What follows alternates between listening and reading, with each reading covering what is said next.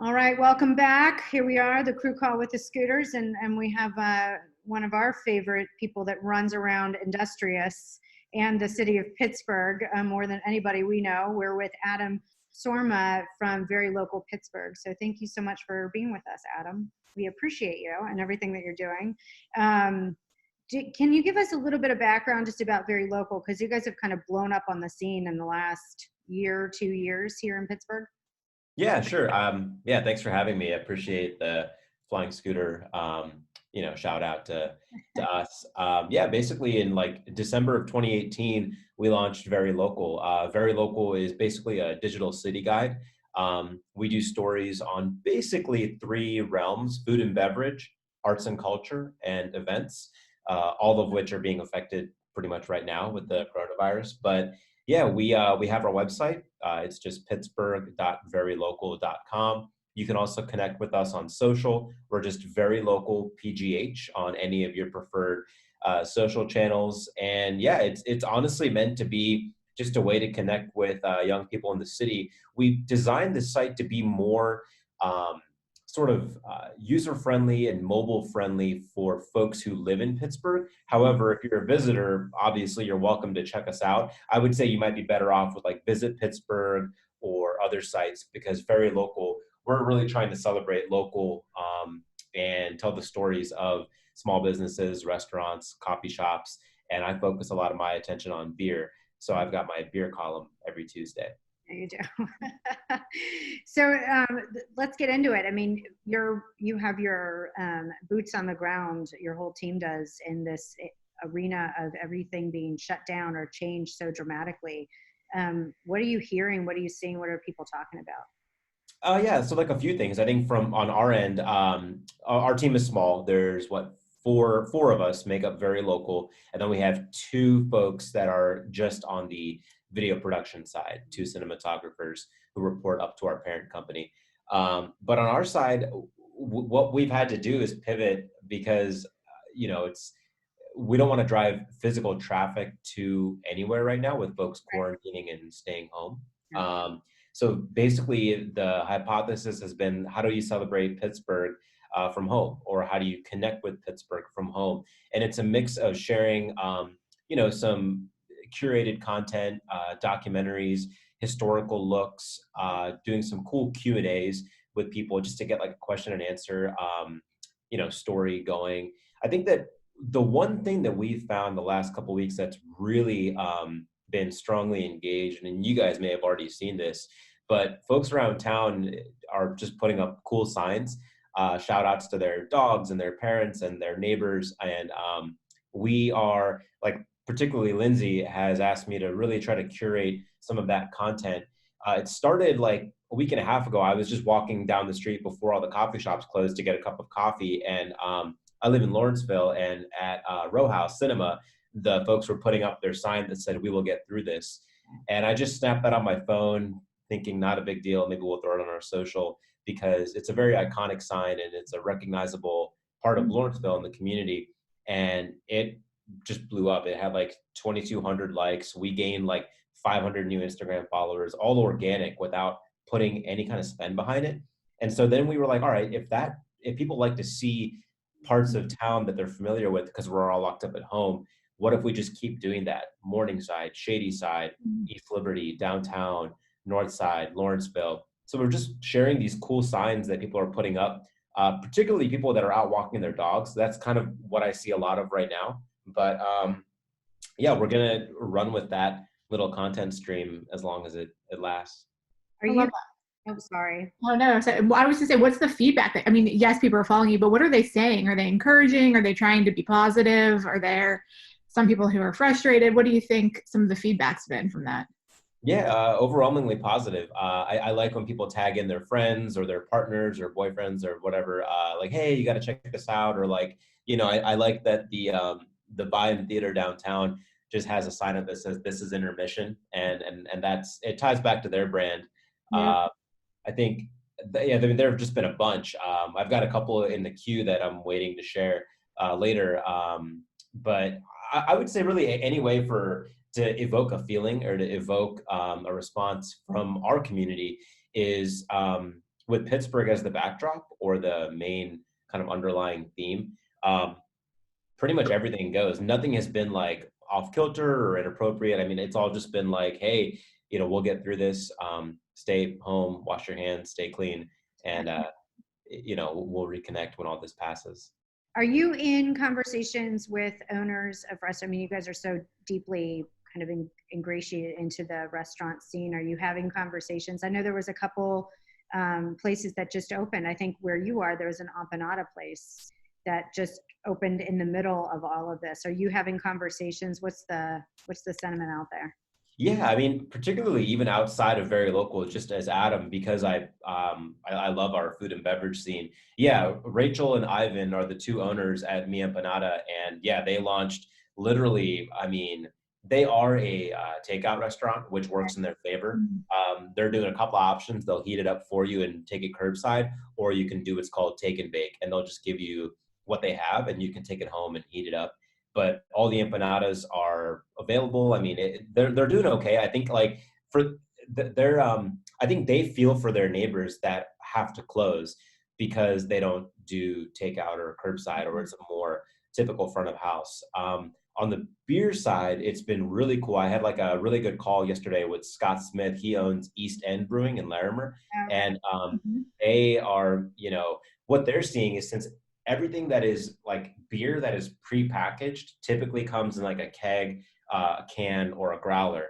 And because all the breweries are shifting to pre-packaged takeout beer, there is now a severe like can, growler shortage in Pittsburgh because we have so many breweries, and this could have never been, anticipated. So there's a lot of camaraderie and collaboration where, hey, like, do you have a couple of growlers? Can you send us a few cans? Can we like trade? And they all work together to get through it. I think that their biggest concern is just keeping staff on board and keeping product moving. But yeah, it's been a heck of a couple of weeks hearing from them and their anxiety and their stress, but they're finding ways to operate both through the state regulations and also safely by just doing like curbside takeout beer. How much of the business that you've seen has shifted to either closing or just takeout?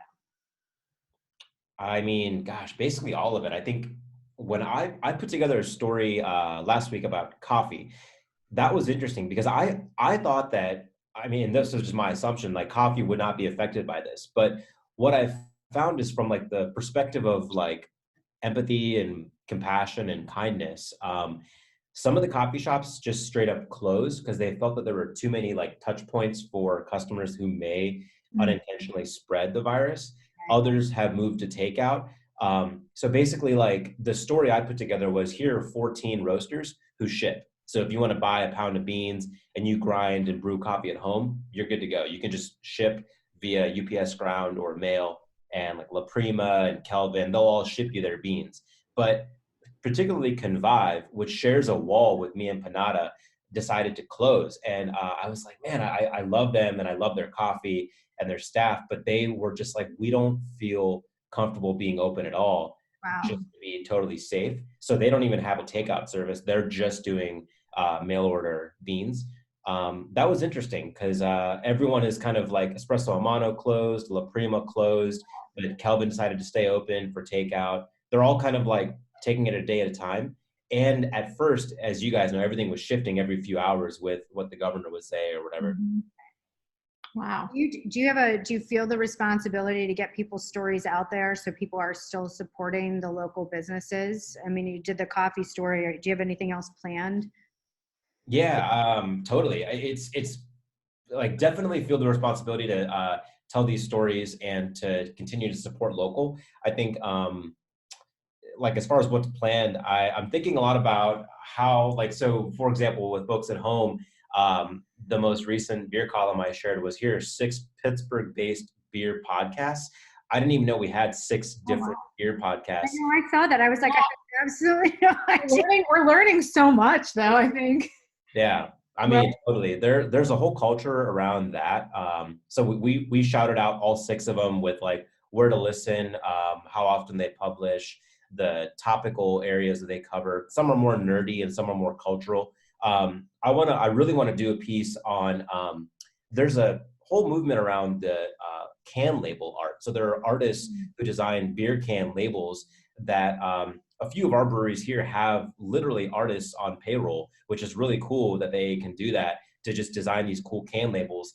And there's a whole like story to be told around that. And that's probably a good way to stay front of mind for like a local business in the time that you can't just pop into the pub and have a pint. But if you get takeout, well, here's who made your can label, you know? In terms of your team dynamics, what has changed? I mean, you guys are always so closely together, kind of doing everything. It's like the Very Local team is working a million hours too. Always busy, always there late. We think we work a lot, and then we're like, no, Very Local. They're out working. Yeah, they haven't left in months. They're still yeah, I mean, and I come from ad agency life, so it doesn't really bother me. I mean, you guys know when a client needs something, you just hop into full gear and you do it. That's the world I come from. We care. I mean, like, I think that it would be different if we didn't care. If we were like, oh, we don't care, we'll just make content to make content. That would not be the right, I think, approach, because it's very palpable. You can kind of tell when someone's like heart isn't in it. But as far as our team dynamic, yeah, we're using Slack. We're using tools like Zoom. We just have a daily checkpoint at 10 a.m. But we normally would, in person at the office. But yeah, just kind of going through what we're working on. I think one of the biggest things is we wanted to do a better job of refining our process for our podcast. We have a podcast called The Slaw, kind of like coleslaw, and it's called The Slaw Staying on Top of Pittsburgh. And so with this time to reflect and think and, build out new processes, my colleague Stephanie, who's our events manager, there are no events right now. So she has some bandwidth and she's just owning the podcast in a good way, because we were a little bit clunky with who would interview the guest, what were the questions, what are the segments, how long is each episode, any of the logistics around the podcast. And she's kind of like graciously taken that on. So we're having a lot of back and forth calls to just basically keep that going as long. We're not sure how long this quarantine is going to go, but I interviewed Scott yesterday, the owner of the brewery, and we got some really good snippets we can tease out to social or just run as an episode.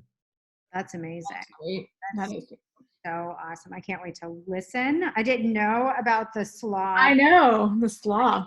About that. I love the name of it. Yeah. I'll send you guys the link. Yeah, it's really, we made it to be short and digestible. Every episode is between 20 and 25 minutes long, very short. Always have a guest. So the guest is usually a business owner or an artist or some sort of Pittsburgh collaborator. And then we have a couple of fun segments at the end where we shout out, people doing cool stuff. But I'll send you guys the link. Yeah, please. We'll link it below this video, everyone, so pay attention. Yeah, absolutely. Yeah. What do you think has been the most surprising? We've seen partnerships between like Permani Brothers and Giant Eagle, but then you have people closing and like laying off all of their staff. We're seeing that in Pittsburgh. We're seeing that all across the country, actually. But what do you think's been the most surprising for you in terms of collaborations or things that you were surprised, maybe people stepping up, or things that you didn't even know about? Yeah, that's a great question. Stumped out. I would say, one thing that's surprising, I think, is like I always tell folks that I'm not a native, and I don't want to lie and tell folks that I'm from Pittsburgh, because I'm actually wearing my little Ohio shirt. I'm from Ohio, and the thing that sets Pittsburgh apart in my mind has been truly the sense of community and how collaborative it is. And so the seriousness of this, at least I'm feeling it in the city. People are truly staying home. I talk to folks in the burbs that are like half serious or like, taking it more seriously now, seeing what's happening in like New York and Italy. But what I've found that's surprising is that truly the streets are empty, with the exception of like emergency EMS and garbage collection and like the bare necessities. In terms of on the business side and like collaborative stuff, I think it's really cool to see. So one of the things that I was like shocked by early on was I love this brewery in Sharpsburg, Dancing Gnome. You guys may have heard of Dancing Gnome. And they're one of my favorites, and I've worked with them for, I guess, 4 years now, off and on with my beer tour, side hustle, and now the beer column and other stuff. And I was a guest on their podcast. But when all this happened, Andrew, who owns the brewery, I admired so much how fast he moved, because he built a separate e-commerce website that was totally touchless for folks to go in, look at their inventory, and just select their beer and pay online and show up. And there was a curbside pickup area that was roped off. He had like kegs every 6 feet, and you would just stand and walk up, and they would literally have your order ready to go. And he built that e-commerce platform like on whatever, Squarespace, super quickly. Literally, I think he built it in under 24 hours. And it was the fastest like response I'd seen amongst anyone. Because now that we're like a week or two in, everyone's catching up and doing either cashless or touchless or call ahead. There are multiple ways to do it. But the way Andrew was like, I'm just going to take my website, build a jump page where folks can just look at what we've got and buy it right there. And then all you have to do is come between 4 and 8 p.m. and the guys are there ready to go with their gloves on. They just give you your 4-pack, and it's really smooth. The only part of it that's clunky though is because it funnels you into that point of sale. There were a couple of folks that showed up that they were a little bit elderly, nothing against them, but they hadn't prepaid. So they had to step aside with their phone, take out their debit card, do that like 6 feet to the side, like in the parking lot, and then walk up and buy their beer, because they are not accepting any payment. And I was like, damn, like that was pretty innovative to do that quickly. It was amazing. That is amazing. I think it's incredible to see how many people are like shifting their businesses really quickly and trying to figure out ways to keep it going. And speaking of keeping it going, how would you suggest Pittsburghers and people kind of help all of these businesses? Are you putting together a list of takeouts or best takeouts, or, I don't know, curbside or something like that? Yeah, I think that for Very Local, it's actually been helpful to see, like, I would say, support the other publications as well. From a curating perspective, Pittsburgh Magazine and City Paper and Next and The Incline have all done a spectacular job putting together takeout, delivery, and curbside pickup like roundups. And so I'm always happy to share and drive traffic back to them as well. Particularly Hal and Celine are the two food writers at Pittsburgh Magazine, and their stuff has been very like timely and relevant and helpful on the food side. I feel like I've kind of got it down for beer, but that's pretty specific. So I would say if you're at home and you want to make sure that when all this passes, you want to go back to your favorite spots, get takeout, get delivery, buy a gift card. And even just like, I think one of the things that people maybe forget is that there is a whole workforce that relies on tips. And so some of the virtual tip jar stuff actually makes a difference. The folks at Hitchhiker Brewing in Sharpsburg have their own kind of separate virtual tip jar website that they started as well, just to support the front of house staff while there's no bar service, That's incredible. Yeah, that's awesome. Even, I mean, my barber, it's funny, I was thinking about like going to get my hair cut, and my barber even has been like, hey man, like we set up this like Venmo page for all the barbers. I go to Mister here in Lawrenceville, and obviously they're not open. And so I was like, man, like I didn't even think about that. I always tip him. And so now we can like send him this collective Venmo that they'll distribute out so that there's something coming in until they can reopen. It's amazing how many aspects of your life just change so quickly. Yes. So what's the one thing that you're eating every day? Is there something that you're making, or are you doing a lot of takeout? Man, I really don't cook. I can't like hide what I do. I think you know all the best takeout places. You don't need to. I feel like you know all the ins. Yeah. I mean, and I when 2019 started, my resolution for New Year's was to try to eat every single meal from a food truck. I just wanted to only support food trucks just to see if I could do it. So the food trucks right now are off and on. I mean, I know like Jason, who owns Pita My Shawarma, is parked on Butler Street, and there's a couple of others that are safely trying to like navigate the waters. But yeah, I would say I've been eating just like a lot of just like hot dogs and scrambled eggs, just like kid foods. I think from a takeout perspective, yeah, me and Panada is great because they're really fast and doing both like the take and bake, or you'll get hot food. But yeah, I don't know. What if I feel like it's just sort of like I'm foraging. Like I just like work and then I wait till I maybe get hungry and then I'll like figure something out. If there's one spot that is also like a takeout spot in Lawrenceville that I've just out of pure convenience, I've hit up a lot. Have you guys ever had Pizarro's Pizza? Yeah, forever ago. Yes, I have. I used to Yeah. work in Lawrenceville. Yep. Yeah, they're still going strong. It's still Mahmoud. He's the Lebanese guy who owns it with his family. It's a little like Middle Eastern family that owns this pizza shop. They do like pizzas and hoagies, and they've been totally, I don't want to say unaffected, but they're literally takeout, drunk food, like carry out pizza and hoagies. And they're like, yeah, like what's it like out there? Like we've just been working like normal. And I'm like, yeah, man, it's like you guys are so siloed against this because nothing changed for you guys. You just maybe saw a little uptick in business. And that's about it, you know? That's So great. is that in Lawrenceville, Pizarro's? Yeah. They're right on the corner of Butler and 44th in central Lawrenceville.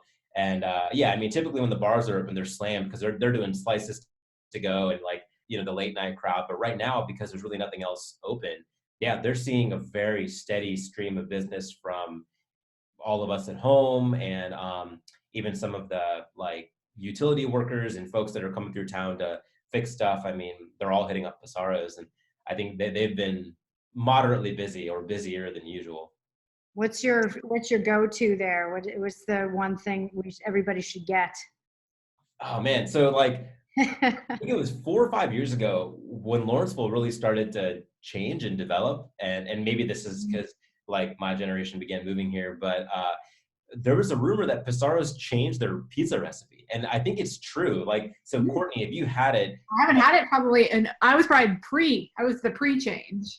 yeah, it's really good. It's not only is it good, but like I think I remember having it like years ago, like when I was in grad school, and I was like, all right, this is like whatever, it's just takeout pizza. So now they're like, well, we have to keep up with the Joneses because there's all these like really hip, trendy concepts. So they changed their recipe and made it better. So I would say if you eat pizza, get any pizza, but pay attention to the dough, sauce, cheese ratio because I feel like they're not dumb. They know that Driftwood is down the street and they're awesome. They know that there's like Smoke and Morcia and Poulet Bleu and the higher end concepts. But they're like, yeah, for us to make it, we're going to have to pivot. And Mahmoud like whipped up this new recipe. And every time I eat it, it's so good. And I'm going to miss it because I'm moving to Sharpsburg in like May.